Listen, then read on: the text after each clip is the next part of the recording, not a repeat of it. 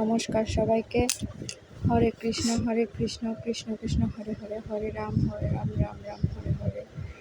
আজকে শুভ অক্ষয় তৃতীয়া, সবাই আমার প্রণাম নেবেন।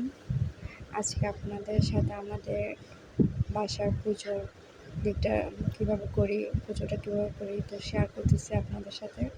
তো প্রথমে আমি আমার গোপাল ঠাকুরকে স্নান করাই দিলাম ঘিয়ার মধ্যে দিয়ে, ভালোভাবে স্নান করাই দিলাম। তো স্নান করানো শেষ আমার গোপাল ঠাকুরকে। এখন আমাদের বাগানটাতে ফুল তুলতে চলে এলাম। তো প্রায় সব রকমের ফুল আমাদের বাগানটাতে আছে। দেখেন কতগুলো জবা ফুল ফুটছে, আমি তুলতে শেষ করতে পারতেছি না। তো এইটা হলো আমাদের বাগান,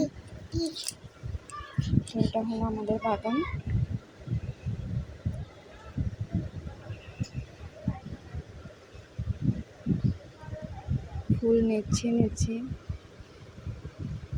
বুঝে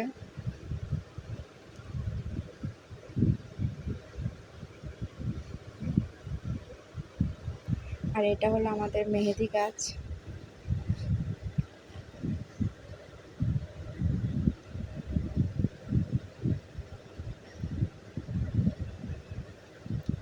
তো প্রায় সব রকমের ফুল আমার তোলা হয়ে গেল।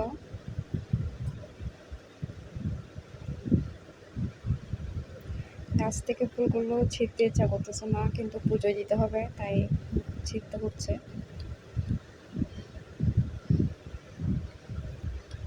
এটা বেলি ফুল।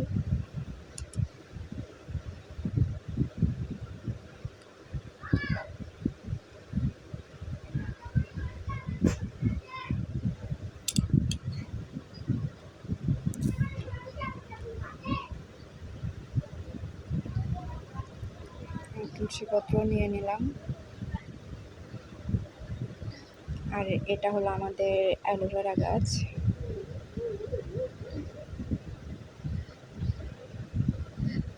আর এটা নয়নতারা ফুল। এদিকেও আছে অ্যালোভেরা।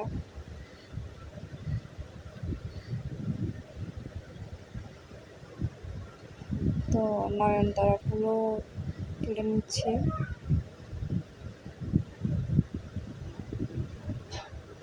তো আমার ফুল তোলা শেষ, পুজোটাও দেওয়া শেষ হয়ে গেল। এত কিছু তো আর ভিডিওতে আনা পসিবল হচ্ছে না, যেহেতু একা ভিডিও করি। তো সুন্দর করে সাজিয়ে দিলাম আমাদের আসনটা। আমাদের রাধাকৃষ্ণের বিগ্রহ মূর্তি সব কিছুই আছে, মা চণ্ডীর সহ সব কিছুই আছে, শিব ঠাকুরও আছে আমাদের।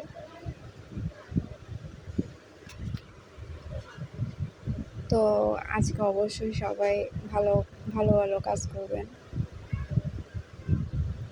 সব কিছুই ভালোই করবেন।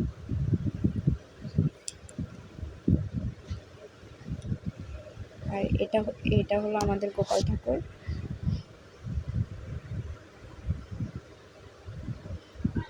গোপাল ঠাকুরকে সুন্দর করে ফুল দিয়ে সাজিয়ে দিলাম।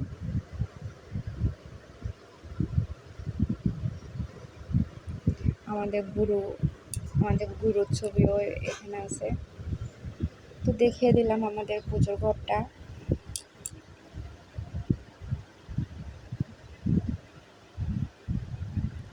আসন দিতে আসলে মনটা ভরে যায়।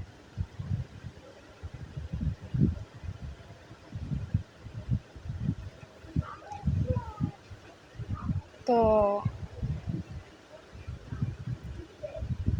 আজকে অক্ষয় তৃতীয়া উপলক্ষে পূজার দিকটা শেয়ার করতেছি। রাধাকৃষ্ণের বিগ্রহ, বাবা লোকনাথ, নবরত দিয়ে দিলাম।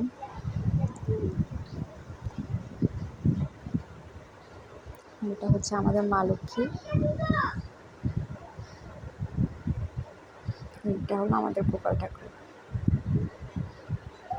আর এটা আমাদের গুরু অনুকূল ঠাকুর। তো দেখিয়ে দিলাম আমাদের পুজোর ঘরটা আপনাদের।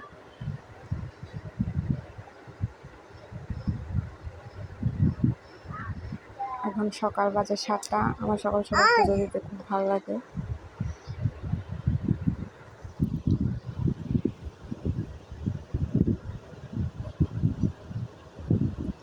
হরে কৃষ্ণ কৃষ্ণ কৃষ্ণ হরে হরে, হরে রাম রাম রাম।